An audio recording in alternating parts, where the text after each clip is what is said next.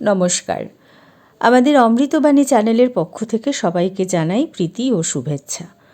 বিশ্ববরেণ্য যুগাবতার স্বামী বিবেকানন্দের ১৬৩তম জন্মদিন ও ৪১তম জাতীয় যুব দিবস উপলক্ষে তার চরণে আমাদের সশ্রদ্ধ প্রণাম নিবেদন করছি। আত্মনো মোক্ষার্থং জগদ্ধিতায় চ, আত্মার মোক্ষ ও জগতের কল্যাণের নিমিত্তে এই বাণীর উপর ভিত্তি করে স্বামী বিবেকানন্দ রামকৃষ্ণ মঠ ও মিশন প্রতিষ্ঠা করেছিলেন। জগৎকে দিলেন ধর্মের এক নতুন বার্তা। 1893 সালের 11ই সেপ্টেম্বর আমেরিকার শিকাগো বিশ্বধর্ম মহাসভায় মাত্র 30 বৎসরের এক ভারতীয় গৈরিক সন্ন্যাসী তার গুরুর রক্ষা কবচ নরেন শিক্ষে দেবে যখন ঘরে বাইরে হাঁক দেবে, এই একটি মাত্র চাপরাশ নিয়ে ভারতকে বিশ্বের দরবারে প্রতিষ্ঠিত করলেন। স্বামী বিবেকানন্দ এক জ্বলন্ত জ্যোতিষ্ক। তার বুদ্ধিদীপ্ত দৃঢ় মুখমণ্ডল, নির্ভীকতা, অদম্য সাহস সহজেই সবাইকে সেদিন আকর্ষণ করে নিয়েছিল।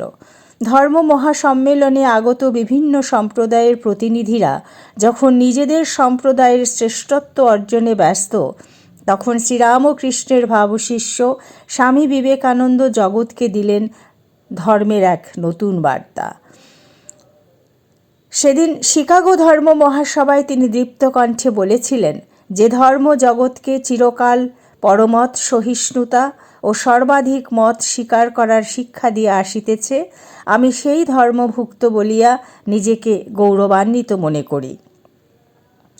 আমরা শুধু সকল ধর্মকেই সহ্য করি না, সকল ধর্মকেই আমরা সত্য বলিয়া বিশ্বাস করি। যে জাতি পৃথিবীর সকল ধর্মের ও সকল জাতির নিপীড়িত ও আশ্রয়প্রার্থী জনগণকে চিরকাল আশ্রয় দিয়ে আসিয়াছে, আমি সেই জাতির অন্তর্ভুক্ত বলিয়া নিজেকে গৌরবান্বিত মনে করি। সাম্প্রদায়িকতা, গোঁড়ামি ও এগুলির ভয়াবহ ফলস্বরূপ ধর্ম উন্মত্ততা এই সুন্দর পৃথিবীকে বহুকাল অধিকার করিয়া রাখিয়াছে। ইহারা পৃথিবীকে হিংসায় পূর্ণ করিয়াছে, বারবার ইহারা নরশনিতে সিক্ত করিয়াছে।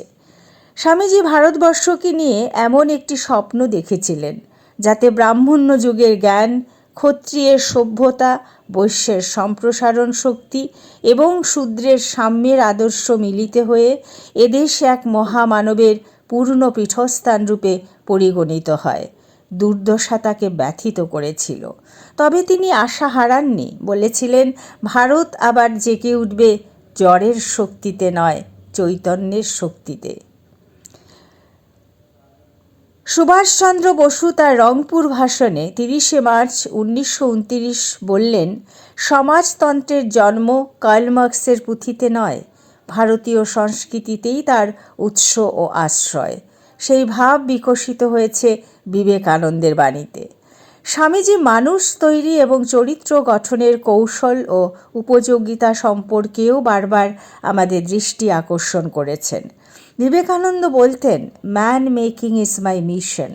খাঁটি মানুষ তৈরি করাই সবচেয়ে বড় কাজ, কেননা ব্যক্তি হচ্ছে জাতির ভিত্তিস্বরূপ। মানুষ তৈরির মূল উপাদান চরিত্র গঠন। স্বামীজি সুস্পষ্টভাবে বলছেন, জগতের এখন একান্ত প্রয়োজন হলো চরিত্র।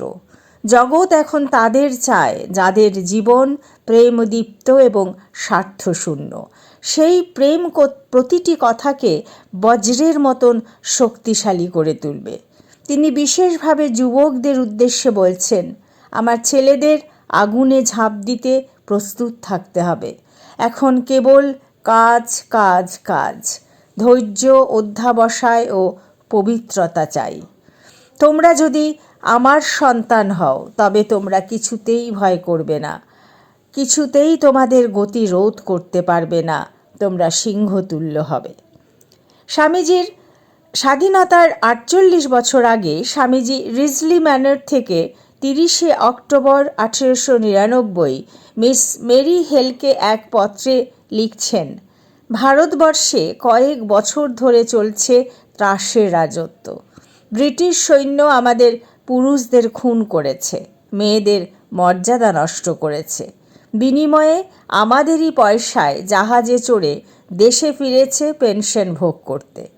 কি সাংঘাতিক দুঃসাহস!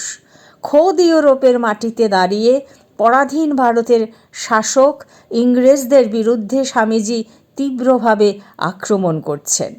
স্বাধীনতার প্রাক পর্বে ইংল্যান্ডের মাটিতে দাঁড়িয়ে অত্যাচারী শাসক ইংরেজদের বিরুদ্ধে আর কেউ এইরূপ প্রতিবাদী কণ্ঠে স্বদেশের হয়ে মাথা উঁচু করে দাঁড়াবার সাহস দেখাননি। এর ফলে ভারতবাসীর মনে বিশ্বাস এসেছিল যে তাদের মধ্যেও অদম্য শক্তি রয়েছে। পাশ্চাত্যের মানুষও জানতে পারল যে ভারত এক অতি পুরাতন, উন্নত কৃষ্টি ও সংস্কৃতি সম্পন্ন সভ্য দেশ। ভারতের বাইরে বিবেকানন্দই প্রথম স্বদেশের নিজস্ব মর্যাদা প্রতিষ্ঠিত করেছিলেন, যা অন্য কোনো বুদ্ধিজীবী বা নেতা একক বা সমষ্টিগতভাবে করতে পারেননি। সুতরাং পরাধীন ভারতে স্বামী বিবেকানন্দই ছিলেন জাতীয় মুক্তি আন্দোলনের প্রথম ও প্রধান সেনাপতি। পরাধীন ভারতবর্ষই বা কেন বলছি? আজকের ভারতবর্ষ এবং ভাবিকালের ভারতবর্ষের যুব সমাজ তথা আপামর ভারতবাসীর কাছে বিবেকানন্দের আদর্শ ছাড়া আর বিকল্প কোনো রাস্তা নেই। মানুষকে ভালোবাসাই ছিল স্বামীজির মূল মন্ত্র। চিকাগো ধর্ম মহাসভায় স্বামীজি বলেছিলেন, sinners, it is a sin to call a man so. কি? আমরা পাপী? Ye are the children of God. তোমরা হলে ঈশ্বরের সন্তান, অমৃতের অধিকারী, হোলি অ্যান্ড পারফেক্ট বিং। তোমরা পবিত্র ও পূর্ণ আত্মা। এত বড় আশ্বাসের বাণী পৃথিবীতে আর কোনো প্রফেট এর আগে বলেননি। স্বামী বিবেকানন্দ জাতির গৌরব, সেবা ধর্মের মূর্ত প্রতীক এবং যুবশক্তির কাছে মৃত সঞ্জীবনী মন্ত্র। তাই বিবেকানন্দই ভারতবর্ষ, ভারতবর্ষই বিবেকানন্দ। যার জন্যে কবিগুরু রবীন্দ্রনাথ রোমারোলাকে বলেছিলেন, if you want to know India, read Vivekananda. তার মধ্যে সব কিছুই ইতিবাচক, নেতিবাচক কিছুই নেই। ভারত আত্মা স্বামী বিবেকানন্দের মতো করে ভারতবর্ষকে এর আগে কেউ আবিষ্কার করেনি। তাই আজকের এই বিশেষ দিনে আমরা প্রতিজ্ঞাবদ্ধ হব এবং স্বামীজির আদর্শকে পাথেয় করে জীবনে এগিয়ে যাব। আমরা এই ভিডিওটি তৈরি করতে বাণী ও রচনা, তদেব পত্রাবলী স্বামী বিবেকানন্দ এবং যুগনায়ক বিবেকানন্দ স্বামী গম্ভীরানন্দ এই গ্রন্থগুলি থেকে তথ্যসূত্র নিয়েছি। আপনাদের সুচিন্তিত মতামত আমাদের আগামী দিনে এগিয়ে যেতে সাহায্য করবে। ধন্যবাদ। নমো শ্রীযতিরাজায় বিবেকানন্দ সুদয়ে সচ্চিত সুখ স্বরূপায় স্বামিনে তাপহারিণে।